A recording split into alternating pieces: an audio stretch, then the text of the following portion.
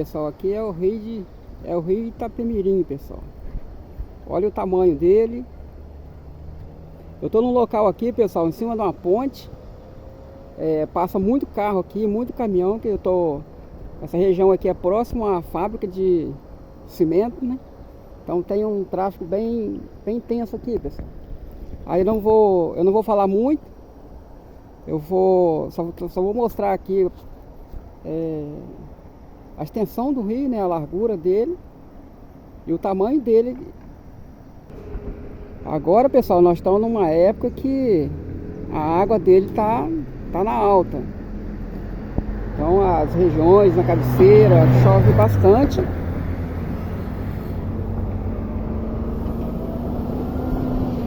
E por isso que ele tá aí com essa quantidade de água aí, pessoal. Mas quando termina o verão, essas pedras aí, parece tudo. O rio não consegue ficar assim, pessoal, cheio. Mesmo aqui ele estando cheio, pessoal, ele tá bem abaixo da média, porque acima da média aqui, pessoal, ele fica sobre a margem, um pouco mais ainda. Mas o que vamos fazer aqui, pessoal, nas laterais do rio, para recuperar, a recuperação que a gente vai fazer do mar até a nascente, é para manter o rio assim, ó, sempre na alta. Mesmo que não chover, as bacias subterrâneas acima da média, elas vão conseguir manter o rio cheio assim, pessoal. Mas é isso aí, o tamanho do rio é isso aí, a largura. Tem lugar que passa até de 100 metros. Pois é, pessoal, eu vou aproveitar que deu uma calma aqui agora. Aí eu vou falar o seguinte, que agora vai ser uma sequência de vídeos que eu vou estar falando tudo sobre o meio ambiente, o que tem que ser feito, pessoal. Tudo que for feito nas margens desse rio, pessoal, pode ser autossustentável. Daqui a pouco eu vou estar explicando melhor, pessoal, que eu vou sair daqui dessa região. Eu vou para uma região que é mais calmo, lá próximo de casa. Olá, pessoal, bom dia. Hoje aqui já é um outro dia, pessoal. Já estou em casa aqui, no escritório aqui, né? Pessoal, eu tive ali no rio de Cachoeiro de Itapemirim, né? Eu falei que eu ia gravar um vídeo lá, pessoal. Somente de lá, né? Mas quando eu cheguei lá, pessoal, naquele local tinha muito barulho, muito caminhão, muita carreta passando. Então aquele barulho, eu fiquei muito tenso lá, pessoal. Então aquele ponto ali não deu. Mas eu gravei ali umas duas imagens, né, do tamanho, né, a largura do rio, né? Então eu vou estar falando aqui mesmo sobre o que vai acontecer no rio ali, em todos os rios que existem no planeta, entendeu? Sobre a luta das 4 gerações dos guardiões, né, que tentaram ali, de alguma forma, preservar, né, as encostas dos rios. Já vou lembrando que a luta dos guardiões ali, do primeiro ao segundo, a luta era preservar, né? Foi duas gerações, né, do guardião que lutou desde quando eles eram jovens até o fim da vida deles. Então a luta deles foi preservar as encostas dos rios, né? Infelizmente eles não conseguiram esse objetivo deles, e do terceiro até o quarto, a luta já não era mais para preservar, a luta era para buscar o reflorestamento das encostas dos rios, né? Porque o reflorestamento sempre foi o único caminho, pessoal. Então, para a gente entender melhor hoje, a nossa geração de hoje, para a gente poder entender o que é preciso fazer em busca do equilíbrio do planeta, pessoal, de alguma forma nós temos que voltar um pouco da história, a história real lá atrás, pessoal, sobre as vivências a vivência dos índios, pessoal, como que os índios viviam naquela época. Então, naquela época, os índios, eles não conheciam o que, que era a rua, o que, que era a cidade, o que, que era a cultura do homem branco, que somos nós. Então, nós, os homens brancos, invadiu a casa dos índios, pessoal. Naquela época, a população daquela época não tinha noção do que estava acontecendo e o que ia acontecer. Os índios não, os índios nativos, aqueles índios raiz que só viviam dentro da mata, né?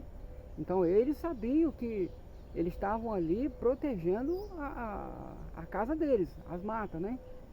Então, tanto que tem muitas famílias indígenas que desde quando começou o grande desmatamento, eles se fecharam para qualquer tipo de contato com o homem branco, né?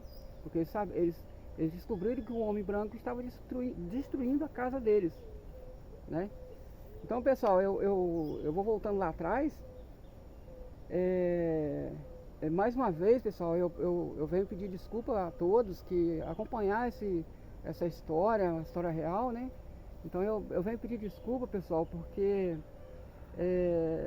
vai ser um pouco difícil por enquanto, por esses dias, agora no início, talvez um ano, talvez até mais. Isso vai ser muito de acordo com o que vai acontecer daqui para frente, pessoal, porque eu não tenho formação sobre o meio ambiente acadêmico, entendeu? Não fiz faculdade, não tenho nada sobre o meio ambiente, sobre estudo. Eu tenho conhecimento de estudos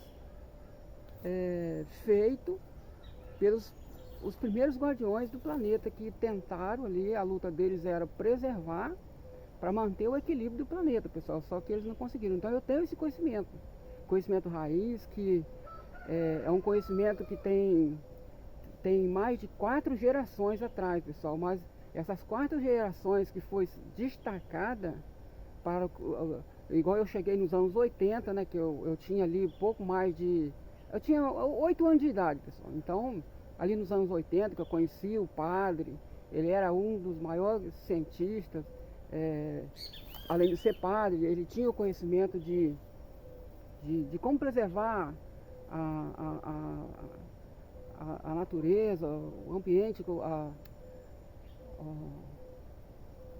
a natureza como um todo, pessoal. Então, o que eu quero dizer para vocês sobre mim, eu estou tenso, pessoal, porque pode ser que, da mesma forma que os políticos da época deles, né, não deram atenção à luta deles, eles não conseguiram nada do objetivo deles, de preservar as encostas dos rios, das nascentes, dos mares. Então, eu fico tenso porque eles lá atrás, pessoal, eles eram estudiosos, eles eram formados, eles eram cientistas ambientais, eles que tinham muito estudo e eles não conseguiram. Então eu como uma pessoa simples, eu sou do agro, eu nasci no agro, trabalhei um tempo de motorista de ônibus, eu não consegui estudar, pessoal. Então eu queria muito ter estudado, que eu acho que seria mais fácil, não sei. Mas hoje não, pessoal. Hoje eu estou já com 52 anos e por esses últimos anos aí, eu estou muito preocupado que pode ser que, da mesma forma que os políticos lá atrás não deram atenção, os cientistas, né? Então pode ser que agora, a nossa geração de hoje, pode ser que os políticos também não dê atenção que precisa, pessoal. Porque, tipo assim, eu tenho conhecimento do que é preciso para fazer para o equilíbrio do planeta, pessoal. Passo a passo eu sei como fazer. Não sou melhor que ninguém, tenho certeza que mais alguém sabe também.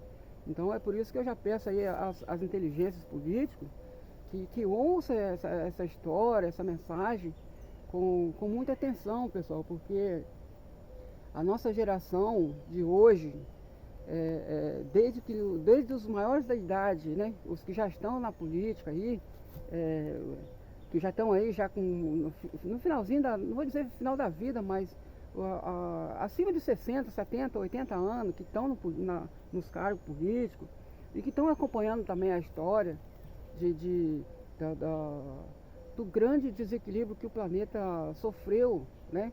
Então, para quem está dentro do conhecimento do meio ambiente, que tem o estudo, que estão conectados com a natureza, pessoal, então eu peço toda a sociedade, aí mesmo que não faz parte dos órgãos do governo, que estão conectados aí com a natureza, que ouça essa história de luta, com muita atenção, pessoal, porque todos nós que somos conectados com a natureza, quando a gente entra dentro de uma floresta ou passa por dentro de um rio onde a gente conhece e tal, a natureza fala com a gente, a natureza pede o socorro.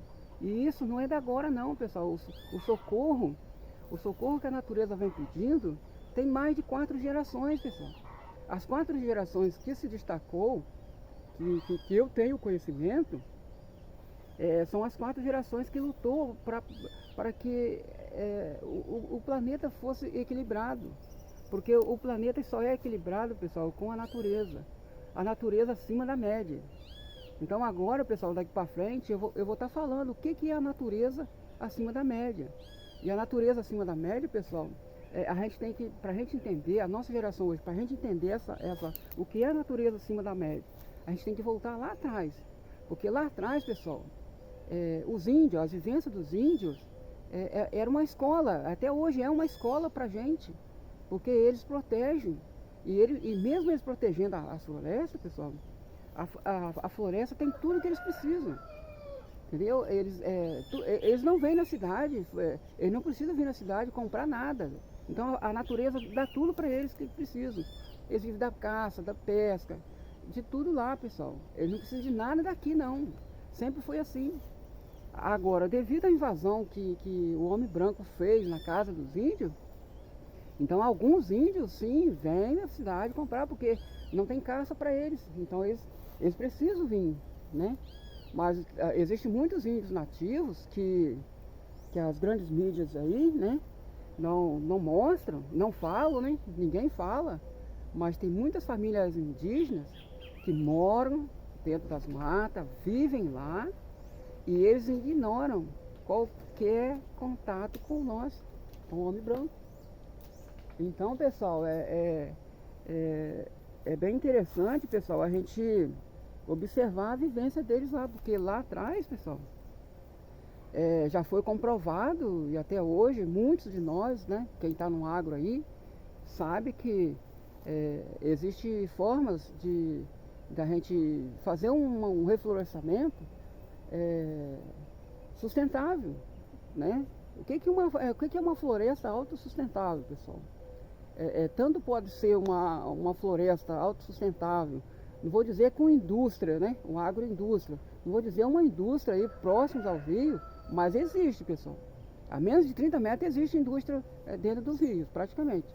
Mas as indústrias têm que ser no máximo 500 metros longe do rio, entendeu? E um processo bem elaborado mesmo, com muita técnica para nada da indústria atingir dentro dos rios. Então o rio tem que ser protegido de qualquer tipo de químicas, né? Todos nós sabemos disso, pessoal. E eu espero, pessoal, que muita coisa que eu vou estar falando aqui não seja novidade para quem tem os conhecimentos da natureza, quem fez faculdade, né? Quem é formado aí no meio ambiente. Eu espero que eu espero que não seja novidade muita coisa que eu vou estar falando aqui, pessoal, sobre o que as bacias subterrâneas, né, precisam das raízes. Então, muito antes das raízes dos pés de árvore que já tinham aqui, né, naturalmente, quando Deus deixou, né? Então, a proteção das bacias subterrâneas, para que ela fique sempre acima da média. Eu espero que o que eu for falando aqui, os conhecimentos aí lá de trás, de mais de 4 gerações aí dos guardiões que tentaram equilibrar o planeta, eu espero que não seja novidade, pessoal. Eu vou ficar muito feliz se todos que estão aí conectados com a natureza, com o meio ambiente como um todo, na luta pela proteção e tal, eu espero que não seja novidade. Eu vou ficar muito feliz deles estar falando para mim também um pouco mais de conhecimento, né? O conhecimento de hoje, que tenho certeza que muitos sabem o que tem que ser feito, né? Então, mas enfim, a luta pelo equilíbrio do planeta, pessoal, a gente não pode perder tempo mais, porque é a nossa geração que tem que fazer alguma coisa para que futuras gerações bem próximas da nossa, né? Aquelas que vão nascer o ano que vem, vão nascer daqui 2 anos, 3 anos, então essa população nova que vai chegar aqui no planeta, pessoal, tem que pegar a natureza melhor do que está hoje, tá? Então, por exemplo, tudo que for feito de recuperação nas encostas dos rios, né, das nascentes, dos lagos, de pântanos e todas as encostas marítimas. Então, pessoal, qualquer tipo de ação que a gente for fazer de recuperação, pessoal, dessas encostas, se a gente fizer acima da média, a natureza vai nos dar a resposta como acima da média. Então é isso aí, pessoal. Mas enfim, eu vou estar voltando lá atrás, né, sobre as vivências dos índios. E então, a vivência do índio, pessoal, eles vivem a vida toda, né, famílias, gerações para gerações, muitas, vivem dentro da mata, protegendo a floresta lá. Então ali já é uma escola pra gente, porque dá certo, funciona.